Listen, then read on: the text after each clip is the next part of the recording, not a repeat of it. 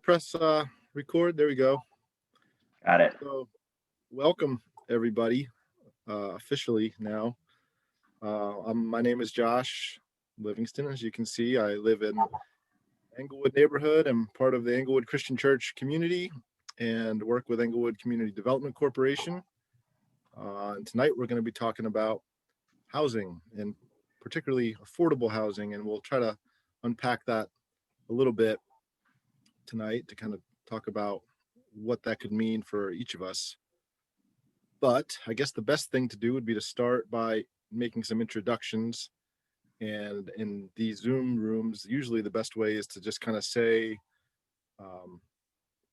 your name, what city you're from, or what church or community you're part of, and then tag somebody else to go, and then we'll just go around the room that way. So I'll go ahead and tag my housemate, birthday girl, Ashley Hack. Hi guys, I'm Ashley. I also live in Englewood, and I do maintenance for Englewood Community Development Corporation at the different apartments and residences that we have here. And I will tag Umberto. Hi, I think I've been here around, and I have seen several people around in other conversations. My name is Umberto, and I'm part of Englewood too. I try to help with Hispanic Latino congregation that we have in our area, and with some of the different things that we need to do with the population. And I would go with Joe Bowling. Hi guys, Joe Bowling with Englewood. Also work with Englewood CDC. I just know I'm in the right group if you want to talk about affordable housing on a Friday night. It's so glad to be with you. I would tag my brother, Dave Carlton. Great to see you, Dave. Hello, Joe. Great to see you as well. My name's Dave Carlton. I have a property manager with National Church Residences, which does senior affordable housing, both HUD and tax credit, that I've done for a long time. And I've been more kind of on the outskirts, community adjacent sort of thing of the communities, but been connected personally to Nurturing Communities Network for a little bit. And that's been wonderful, and just really see the enriching example of different ways to live and how that can inform the rest of us. I brought a friend too. His name's Evan Shepard. Thing already, aren't you? And that's who I'm going to tag. Your thing, aren't you? Just, yeah. Okay. oh. Wow. Evan, you sound like one of the chipmunks from Chippendale or something. Okay. That was awesome. How about now? Any better? You got to show me where that feature is. I want to use that. Sorry. All right. Well, I'm Evan. I live in Pittsburgh. I'm a property manager for a Christian but for-profit company named Burgo Realty, and just trying to learn how to do my part from a more of a corporate side of things. So. You got to tag someone. Ashley Hack. Arwen's already, but I'll tag Matthew. I am Matthew Hussey. I live at Jubilee Partners. It's an intentional Christian community. We primarily host immigrants, refugees. Kind of new to affordable housing. I did read a book about housing recently, Evicted by Matthew Desmond. I'm just interested in hearing about what people have to say. I'll tag Don Mosley, also from Jubilee. Okay, I'm Don Mosley, and I'm at Jubilee. I've been involved with building houses for quite a while now. I helped to start Habitat for Humanity. And I told Josh a little while ago that I put on a decoration for tonight right up here, just to illustrate what happens if you put the roofs on about 100 houses around the world out in the sun and don't take good care of, don't wear a hat enough. Had to have a skin cancer taken off last week. No big deal. But I had a wonderful, wonderful doctor who did it almost free of charge because he likes what we're doing. But here at Jubilee, and lots of life here. And it's so good to see all of you. And how about David Johnson? Well, thank you, Don. I've been involved with affordable housing here at Reba Place Fellowship for since the mid-90s, and something called Reba Place Development Corporation. Reba Place Fellowship has sort of, for its own members and for renters and neighbors and churchgoers in the area, has done affordable housing development before I arrived. But the Reba Development Corporation was founded to access government funds and grants rather than just working off of our own resources. So I've had a hand in that. I handed it off to a successor who passed away suddenly 2 years ago. And so I'm back in the mix again, training another generation of co-workers. And we've developed, I think, 69 affordable housing units, and are looking to do sort of another project here within the next year. But the landscape has changed a whole lot since we did this a decade or two ago. Well, let's see who goes next. I don't know you, Lida Jackson. Are you from Jesus People? Yes, I am. Oh, yes, I know you a little bit then, but you're next. Okay. Yes, I'm Lida Jackson from Jesus People. And currently at Jesus People, I work at Cornerstone Community Outreach in the finance department, which is a homeless shelter. And of course, I'm always interested in options for affordable housing for the homeless, particularly homeless families with children. And I will tag, let me see, Steph. Is that Steph Metzger? Yeah, hello. I'm Stephanie from Englewood. I live in the Englewood neighborhood, work for ECDC, and I am a service coordinator, case manager, whatever label, for the folks in our housing. And I work primarily with our residents who are in permanent supportive housing, so have been chronically homeless and have serious mental illness or disability. And I am going to ask Roberto. Hello. Your turn. Hola, Stephanie. Nice to see you. Hello, guys. Good night, everybody. And I am calling from Mexico, from Saltillo. We are part of this church here in Saltillo. It's a small church. We are very good friends with the guys from Englewood, and we love to be in these meetings. We know you from different meetings last year, and I am glad to be here. Thank you. I don't know if I have to choose someone. Let's see. What about Ashley? I'm very popular tonight. I've already gone. Thank you, Roberto. But I'll tag Nathan. You can go next.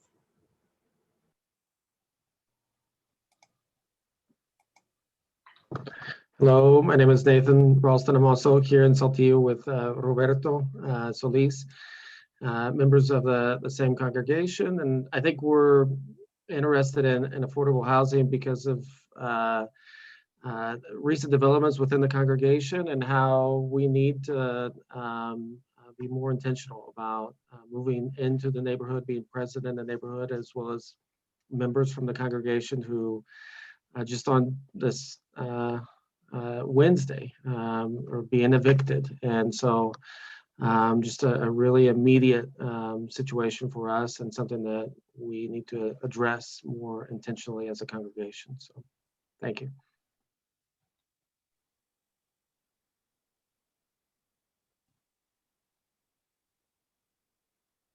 Sorry, I will like to invite Don. Is it Don Noel? Dawn. Thank you. I'm Don Noel. That's my first and middle name. If you happen to cross paths with me in Spanish, you might hear the name Aurora. I was a member of Church of the Sojourners for 13 years in San Francisco, but I'm now exploring ministry opportunity a little northeast, about 3 hours of the Bay Area, in a little town called West Point, California, with Pure Joy Ministries and House of Hope. I'm in a slow transition, as I spoke with David about recently. And I'm going to call on Sarah Dunham. I only see your name, and I'm not sure if you're the Sarah Dunham that I'm recognizing, but we'll see. Hi. Sorry, my video, I can try to do the video. I'm in the car with Jared Dunham. You might know him from Church of the Sojourners. And we're driving right now, so sorry for the sound, but we are volunteering at Jubilee Partners right now. We've been there for about 6 months, and we are, just really excited about community and sustainable living, and including sustainable, affordable housing for folks who need it. And we're excited to be on this call. And I will tag Don Mosley. Have you gone yet?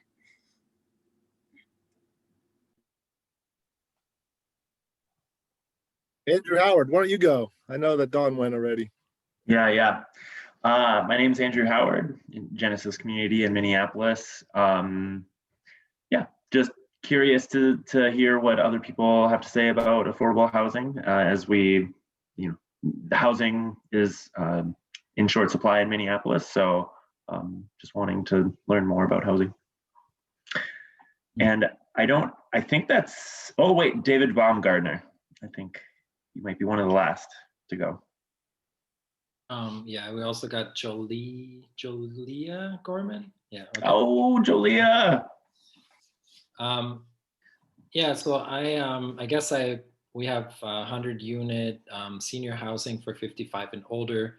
Most of them very low income on like a disability check as a supplement security income.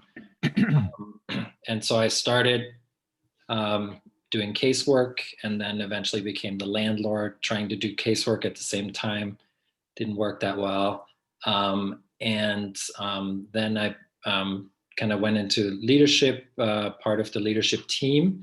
And after that, now I'm doing maintenance. So I'm actually mostly doing plumbing these days. So I've done it all, I guess. Jolia. Hi, everyone. My name is Jolia Gorman, and my husband Brian and I live in Washington, D.C. with a small hospitality and farming centered community called The Hiding Place. Housing is really expensive in DC, and so we really feel I want to be able to offer more housing and expand our ability to be hospitable. We don't have like a ton of, like, our community is not very big, and we don't have like an organization or anything like that. So we're just curious to see how different people are doing housing opportunities across the nation and across different countries with our friends from Mexico. So very cool, and very excited to be here with all of you. I don't know. Did everybody get to go? Susan McSwain. Susan McSwain, thank you. I joined a little late. So Susan, No, I tag you. Thank you so much. I am in Durham, North Carolina, and I'm part of Reality Ministries in the North Street neighborhood, which is a community of friends with and without developmental disabilities sharing life together in a lot of different ways. And housing, affordable housing, is a huge concern within the disability community. So for that and other reasons, I'm really interested in learning from all of you. Great. Well, I believe that is everybody. And I will confess, I did have somewhat of an agenda tonight, but now that we're in the room and in the space here, I see that we do have quite a bit of experience and capacity here in housing. So I kind of want to switch gears a little bit. I think anyone who's got some experience in affordable housing would be happy to share at some point, but I really want to make the most of this time. And maybe we could see even this as a good jump off point of just a someone that you could connect with for maybe a follow-up. But really, for folks that are on this call who are more of an interest in kind of wading into affordable housing work of some sort, or if you have specific questions and you're not doing the work but would like to begin, maybe it would be good to field some very practical questions from folks. And then for those of us who might have some experience in that area could speak to it. Yeah, again, I just wanted to make the most of this time and make sure, because we could spend more than the whole hour just talking about all those things we're involved in, but we could do that other times, I think. So yeah, I know the guys in Mexico have a unique situation going on, and it sounds like Jolia, you guys, I mean, really just want to open the floor. If people have some very specific questions about housing or about situations even, it might be good to start somewhere around there. And if there's general questions about what affordable housing is or different ways of approaching it, we could do that as well. But yeah. And you might say, just kind of a different way to say that same thing, what was it that made you want to attend tonight, and kind of what did you want to get out of this, or what did you want to maybe contribute for the benefit of all of us?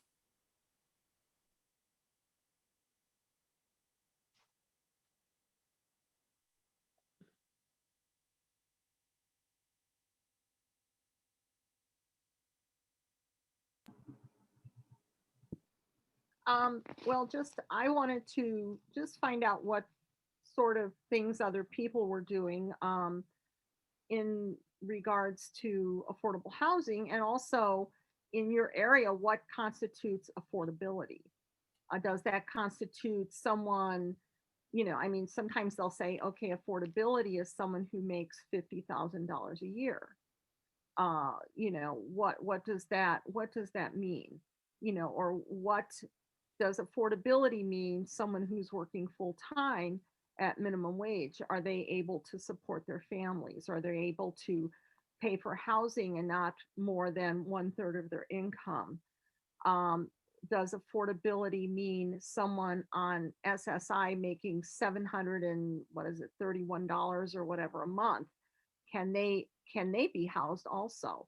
So that's, those are some things I want to explore, not necessarily, just, hypothetically, just to see what is out there and what and what other people are doing. That's my goal.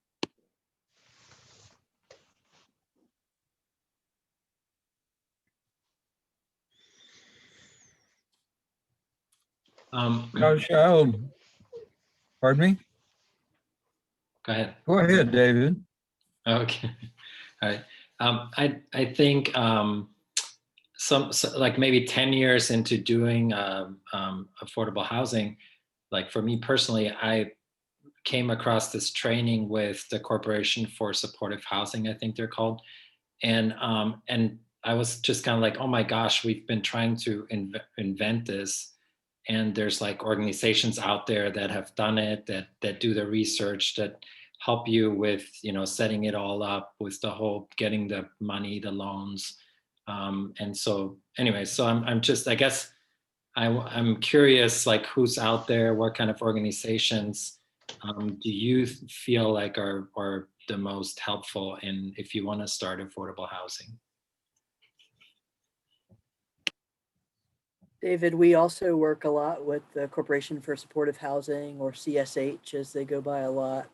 And just for those that are maybe new to this, CSH or supportive housing or permanent supportive housing is really kind of doing housing for those who have experienced homelessness, are chronically homeless. And so kind of the idea there with permanent supportive housing is that folks, may not likely be able to retain or keep their housing without some level of supports and services, just given all the different trauma and experiences that they've had.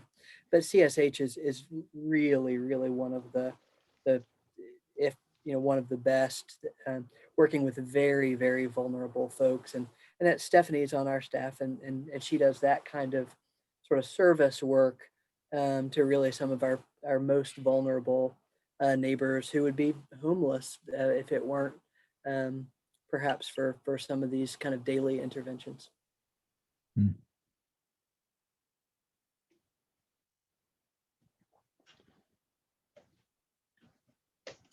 Well, I was thinking I might toss out too that in my own personal experience, which has been, as I mentioned a few minutes ago, largely through Habitat for Humanity, which I had the extraordinary privilege of being present when they needed somebody to lead a housing crew down at Jubilee Partners back in 1970. And I came along, I had never built a house in my life, but Millard Fuller, who was the director at that point, Clarence Jordan, the founder, had died 6 months earlier. Millard came over and said, Don, you've got an engineering background. You're the closest thing we've got to a contractor. Want to put you in charge of this brand new housing program we just started. And I went, oh, help. I never built a house in my life, but we learned.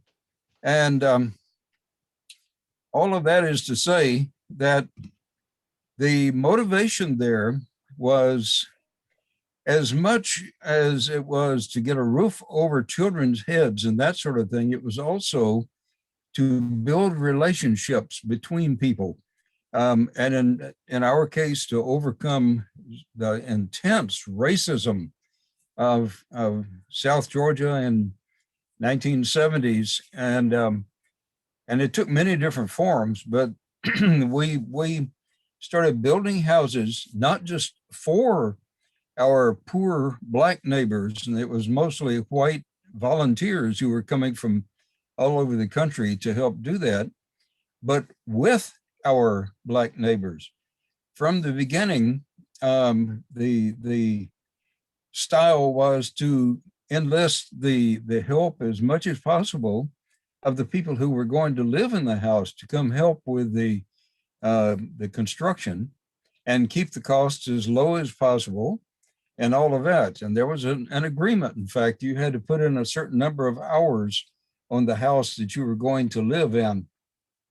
And the relationships that were built, to me, were more important than the houses. We built probably, under my supervision, about 30 to 40 houses at Koinonia, and then we launched Habitat for Humanity in 1976, and all over the world have gone out and worked side by side with people and been up on a scaffold between Christians and Muslims, for instance, in southern Lebanon, who had not long before that been shooting at each other.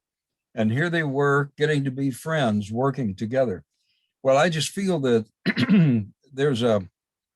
when a housing program, whatever form it takes, and in some cases, you've got a lot more freedom to do this than in others, but if it can enlist the mutual involvement of people who are going to live in it, along with volunteer workers who can come and put in some amateur effort or whatever, along with some professionals where needed and all of that. What a great way to build relationships, as well as to get children in out of the cold and the rain and away from rats and all the rest of the stuff that have tortured them in their lifetime before that. So for me, housing, it's like all those other things Jesus referred to in the Sermon on the Mount of hunger and homelessness and all. It is a way of spreading mutual concern and people getting acquainted with each other. And I just love it as I've listened to each of your different descriptions of what you're involved in. I hear it in different forms from all the different places that this is an effort at justice as much as it is just getting shingles up over a living space.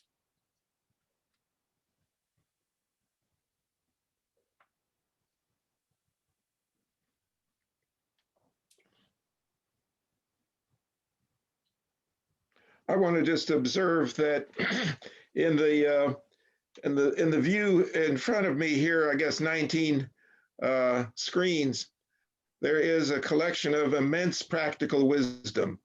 And all of us started out from zero. And so people who feel like they're at the beginning of this journey of developing affordable housing or expanding hospitality or caring for folks in whatever kind of need is pressing, it's important to get folks alongside of you who've got more experience, but also to just begin and learn from what you're doing. I know at Englewood you had many community work days before you became professionals, and so you can start at sort of whatever level you're at, and God will guide you into doing more. So the humble beginnings are great, and that's God likes to work from those kind of starting points.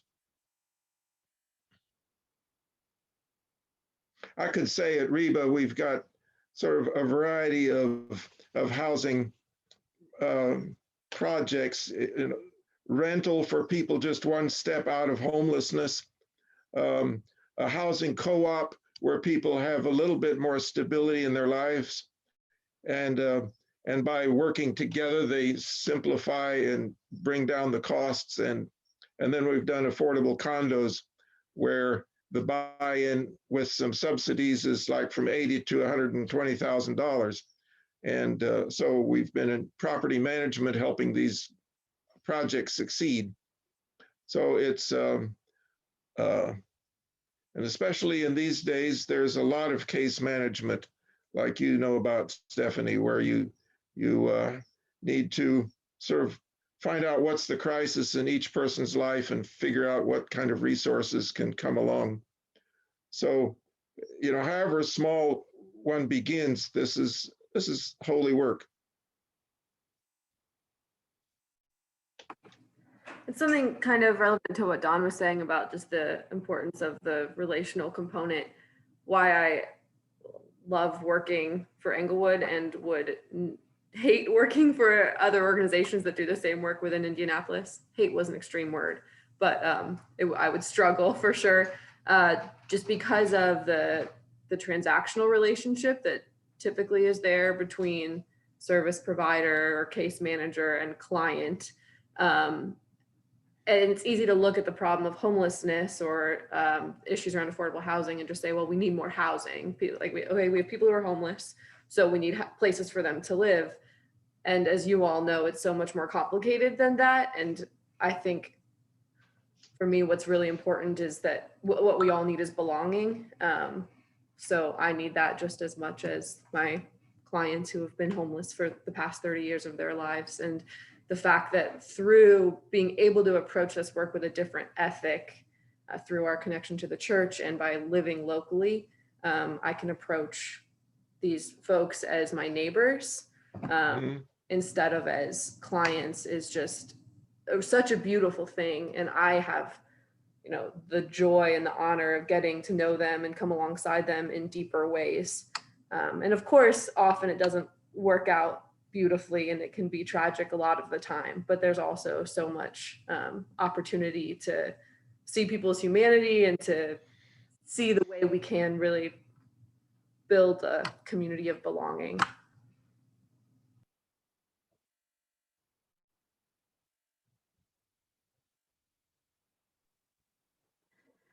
I really like the way that you described that, Stephanie, and definitely on our end in DC, are hoping to do something like expanding hospitality on like I said, a small scale. Just to tell you a little bit about our situation and why I'm on this call, my husband and I own the house that we live in, and we have 2 extra rooms, and the house right next to us, the lot right next to us, is owned by our neighbors, and they are going to be offering it up for sale pretty soon. And it's an older house, and it's not, they're waiting to sell it like as is, but in DC that still means it's going to cost upwards of like, I don't know, $100,000 to $125,000. And I was just curious about kind of like funding opportunities, if anybody knows of any of it, something like that. Just coming from a space that, we're not a nonprofit, we're not a 501c3. We could definitely pursue something like that, but don't know really how to do that or the best way to do that for this specific purpose. So any practical thoughts on that would be wonderful. I know it's a big ask and a big question, but hey, I'm here. Why not ask it? Yep.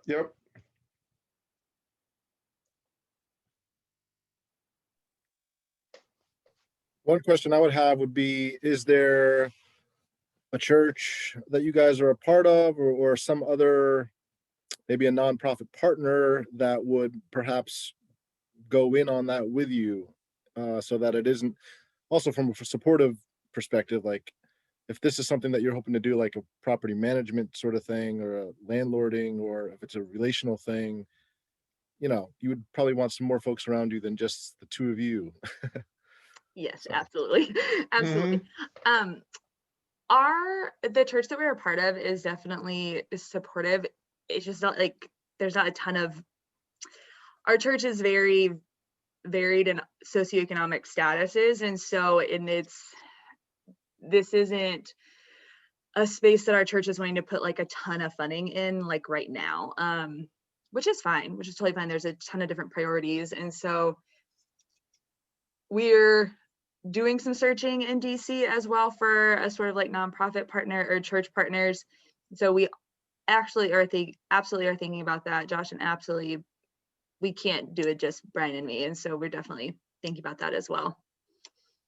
So who are the people that, like, if there are any specific like types of organizations that y'all have worked in your cities, and we could try to look into similar things here in DC, could also be an option as well.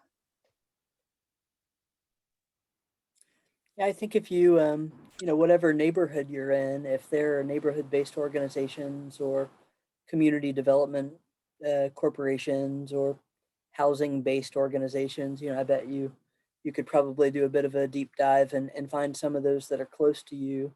Those might be good partners that you might be able to get some time with and talk about this situation with.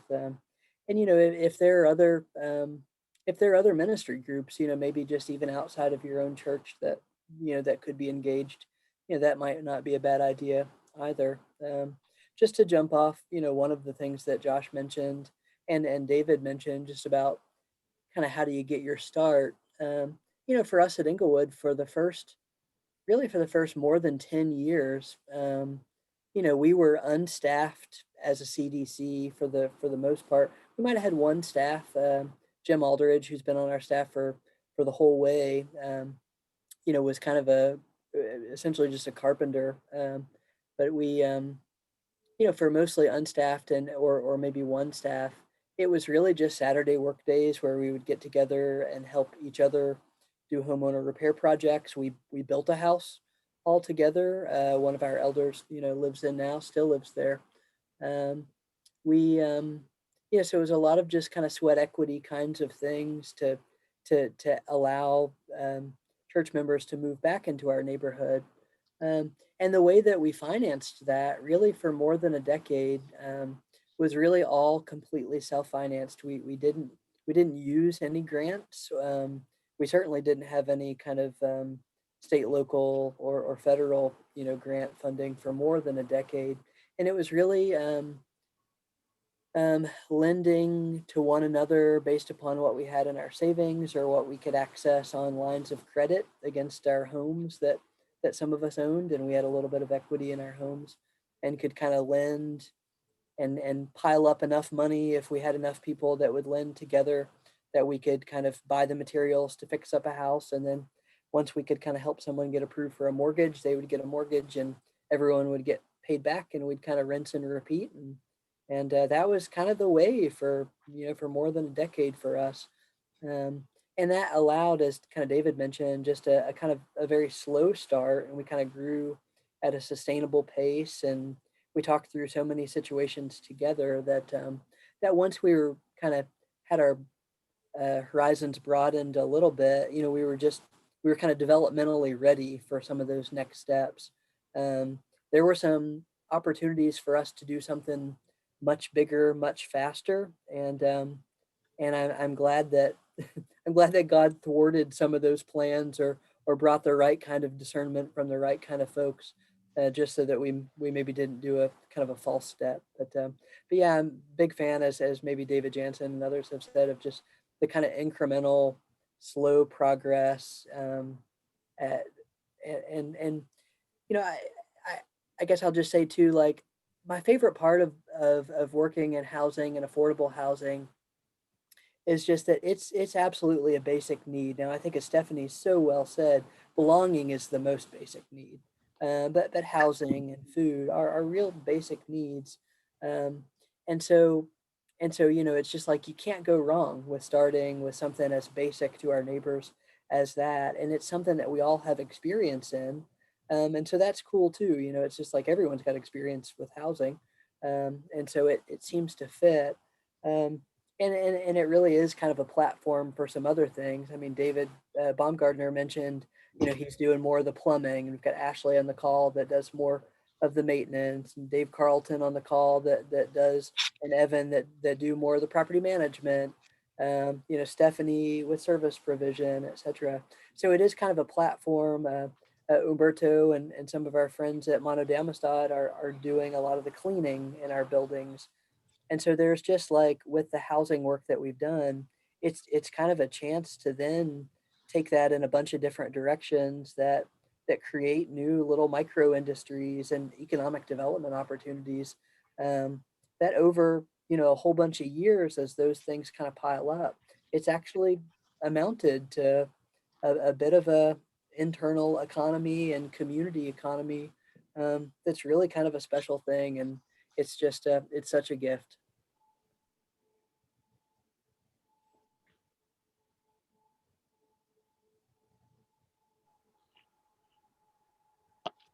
I'm not sure. I'm sorry. Go ahead, Roberto. I already talked. I don't know if this is important, but I was just thinking, and how many people are in this meeting that has a lot of experience in affordable housing. But I just want to tell you what I try to do with our people at Mano. We have a blessing to have us as partner and brothers and sisters at Englewood that been in this for a long time, but we didn't know anything about it. But one thing that we face is that our brothers and sisters from the Hispanic Latino community couldn't get any finances for having a house. The majority were renting. So through the ECDC that we have at Englewood, several people were able to buy a house. I remember that we lost with some people, and we kind of did okay with some other ones. But then we decide that as a church, as a Latino Hispanic church, we want to do something too. We didn't want just to expect everything from the English speaking group to do everything for us. So we thought, okay, what can we do?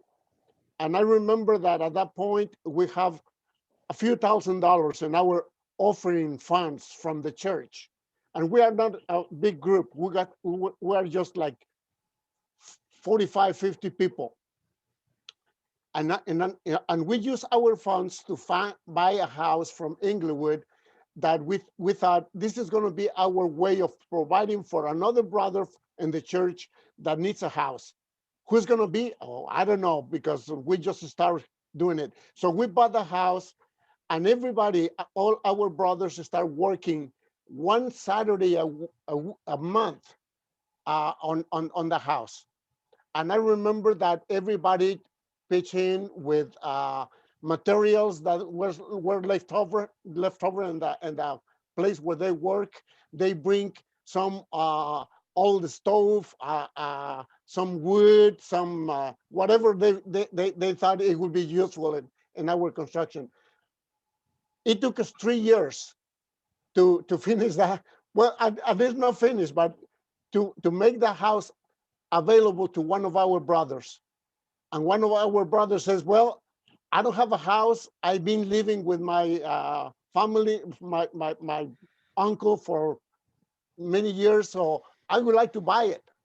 And we were able to sell it to him in a price that he could pay. We loan him the money, the house. No, I don't know how you say it. He's living in the house. He's buying it on contract, and we are the people receiving his monthly payment. And he's paying like, I don't know, probably 2 times more than what we planned for him to pay. And he's doing very well. He's almost halfway to pay for the house.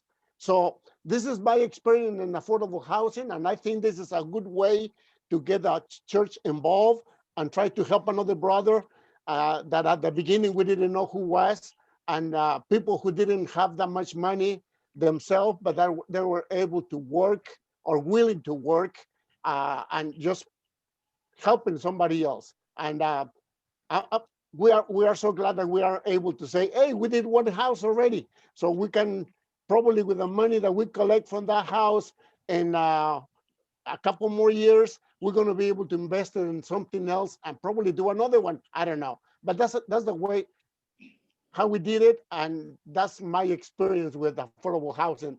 That it doesn't connect with any of those people who did 3 buildings, 4 buildings, 20 houses, 30 houses, because I don't know the rest of it. Can I just say thank you, Humberto? You answered the question that I was trying to figure out how to pose, which is, there's sort of different levels or aspects of affordable housing, and not just those experiencing homelessness, getting a roof over their head, but those who are experiencing just this financial cycle that doesn't ever let them find stability. And so that piece of home ownership for many families being really important, and then being those families then being able to extend the hospitality outward as well. So thank you, Humberto, for that's exactly, you said, I don't know if this is important. It's just exactly the answer to the question I was looking for. Well, I'm glad it helped in some way. I have to confess, though, that the reason why I encourage the group of brothers and sisters from the Latino Hispanic Church to do this is because the majority of the people that we know around us, I'm not talking about Englewood, but the majority of the people think that poor Hispanic people, they come to this country so poor, they have so many needs, we need to help them.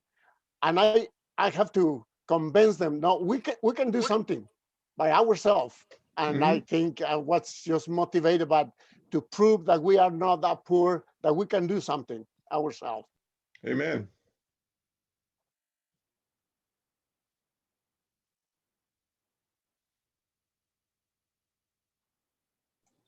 I'll throw a question out there. This is particularly thinking about people who mentioned they do maintenance work or are doing maintenance work now. What, as somebody who supervises maintenance people, what helps sustain you in that work? What helps when you're dealing with the heartache and the frustrations and the obstacles that we're all obviously up against? Just because you're there to help doesn't mean that person's going to be happy to receive you there. And just because, and as people have been expressing about these housing opportunities end up in your lap sometimes, just because you have the title maintenance technician doesn't mean that you know how to fix everything that might break. at once, so you may find yourself easily in over your head. And what helps sustain you through those moments? What kind of inspiration or support could somebody else have offered you in those struggles?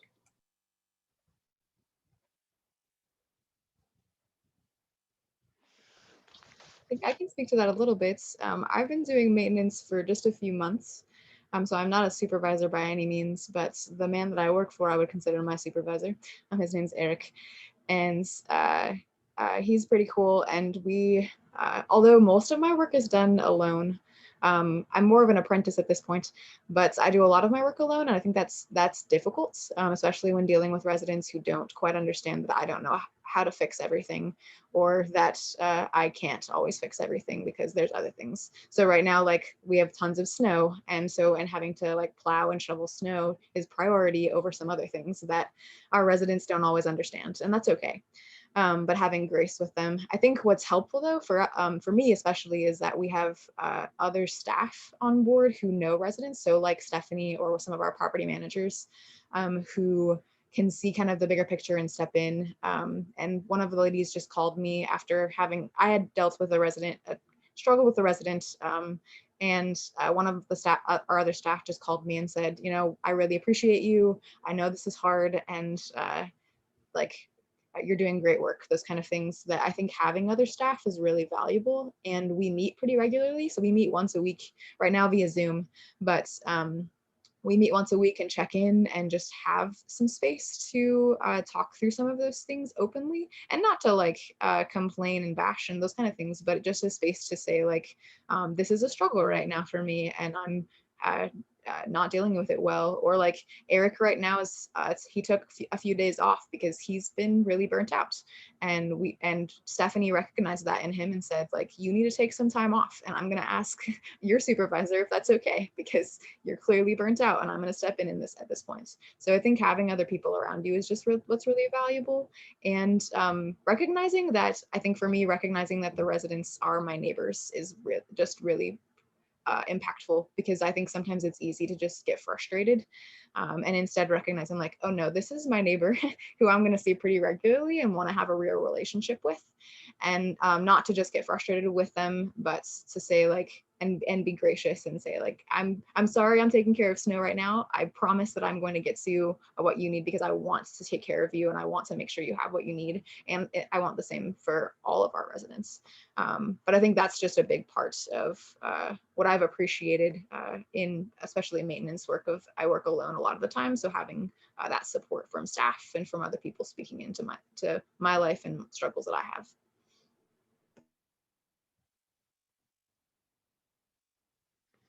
I could add to that and an amen.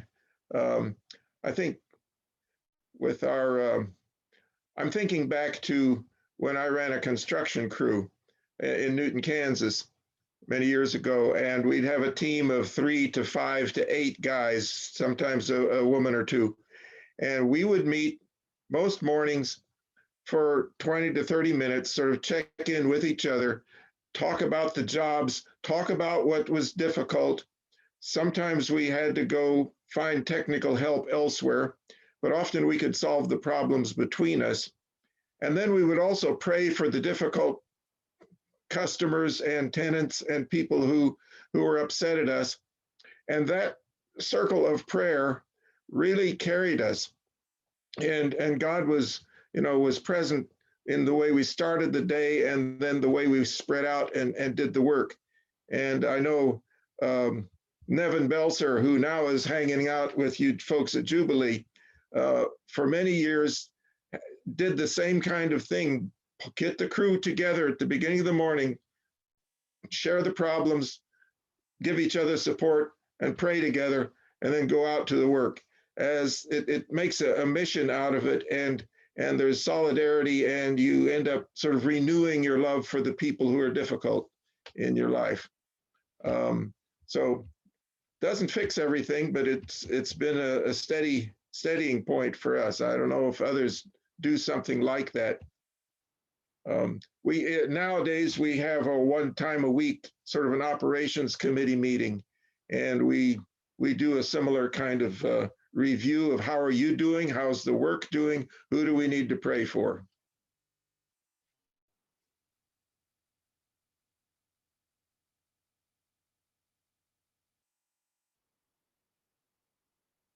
I don't know if that fits your situation, Dave. Oh, it's wonderful to hear. And yeah, I mean, in my particular situation, there are like logistical challenges because the buildings each have their own staff and they're not geographically connected to each other. But like, I don't want to let that like obstacle stand in the way of like, hey, this is a thing that helps people. How might it look different in this place? Particularly the the loneliness aspect, that a lot of that work you're on your own and you're kind of just given a direction to do this or take care of things, and you're often the one really carrying and holding the mental space of the weight of how does this get taken care of. And to be able to open that up where no, you don't have to be the person with all the answers, and you can kind of let some stuff off your chest and also be able to move that in a positive direction towards prayer, towards, okay, this is super frustrating and we're not sure how to go forward. What could be helpful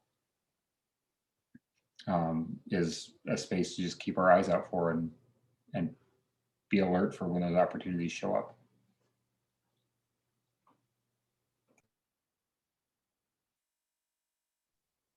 I'm sorry that I talk a lot, but I just wanted to add, Dave mentioned kind of the loneliness factor. I feel like any aspect of work that we do, be it maintenance or property management or development or services, that if you just have one person that does one job and they're the only one in the organization that does that thing, it's a recipe for loneliness and for fatigue.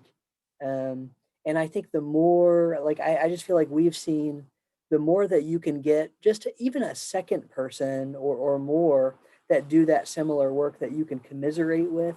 I mean, we all have bad days, and I work very closely with Abigail, who's not on the call here, but Abigail and I both know most or all of the things that impede our work each day, and it's just so helpful to have one other person that just kind of knows what you're going through, and when you're having an off day or when you need to tend to something, someone can kind of cover for you. And I just think I've seen over the years at ECDC, when we don't have that, when we just have one person that's on a bit of an island, it's kind of a recipe for not great results over a period of time. And the more that you can get someone closer to them, the sooner the better, I think.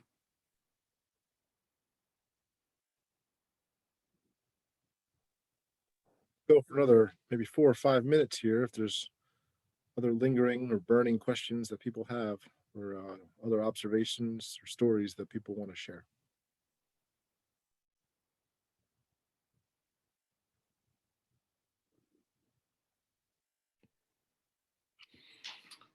So I've just been thinking about this new, like Chicago just allowed this new thing called the accessory dwelling units. And so you can take a garage in somebody's backyard and build like a unit on top of it.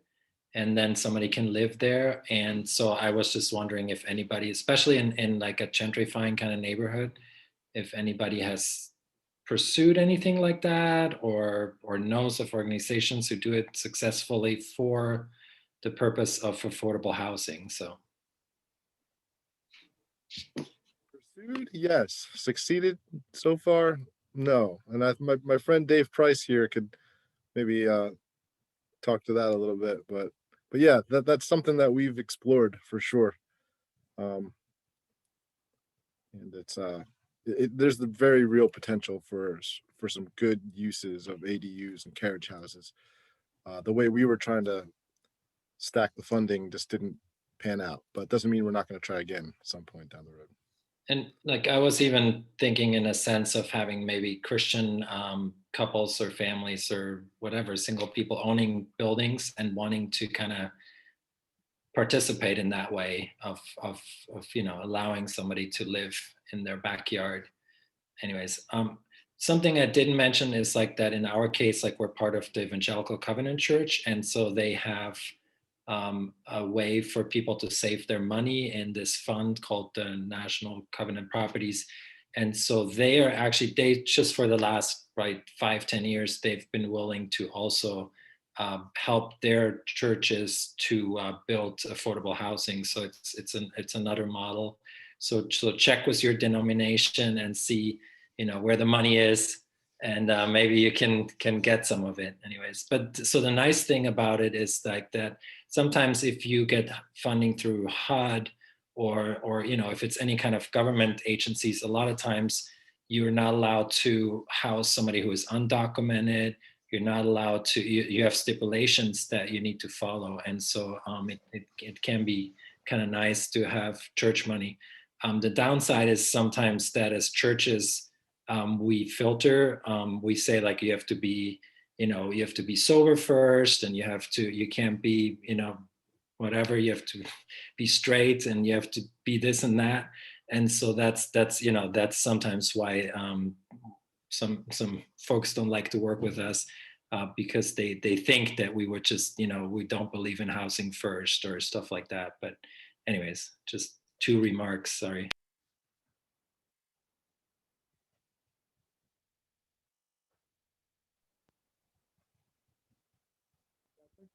Houses really have. I think we'll probably really address that a little bit more. We're going through a really rapid gentrification right now. It went from being properties weren't worth anything to they're doubling in value in less than 4 years. So, but what we really do see the potential for carriage houses being one. We haven't been putting our efforts into that just because there's just so much property that we need to get now before it turns. But I think between that and then Joe is one of the other things that's a real possibility for even more affordable housing that churches can do is, at least in our neighborhood, a lot of our basements can be finished as smaller apartments as well. And so that's a lot more cost efficient than building a carriage house. Most of our basements, we could probably build one for 25,000-30,000 without any problem. So that's another easy way to get some additional units.